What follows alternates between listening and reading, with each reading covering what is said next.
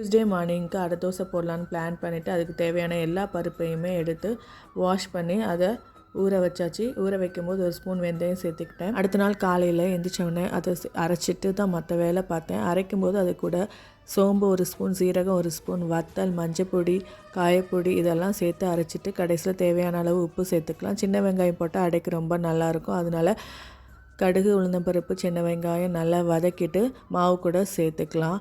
அடை தோசைக்கு எப்போவுமே தேங்காய் சட்னி ரொம்ப நல்லாயிருக்கும். அதனால் தேங்காய் சட்னியும் ரெடி பண்ணிடலான்னு சொல்லிட்டு தேங்காய், பூண்டு, இஞ்சி, பொரிக்கடலை, மிளகாய், சீரகம் அது கூட நான் கருவேப்பிலையும் போட்டுருவேன். சேர்த்து அரைச்சி சட்னியும் ரெடி பண்ணியாச்சு. ஸ்கூலுக்கு சின்ன சின்னதாக அடை ஊற்றி கொடுத்தா ஈஸியாக சாப்பிட இருக்குன்னு சொல்லிட்டு அடையை குட்டி குட்டியாக ஊற்றி டிஃபன் பாக்ஸில் ஃபில் பண்ணி முடிச்சுட்டு அதை பேக் பண்ண பிறகு அப்புறம் ஸ்கூலுக்கு அனுப்பியாச்சு. இதுதான் எங்கள் மார்னிங் பிரேக்ஃபாஸ்ட் வீடியோ. உங்களுக்கு பிடிச்சிருந்தா லைக் பண்ணுங்கள். தேங்க்யூ.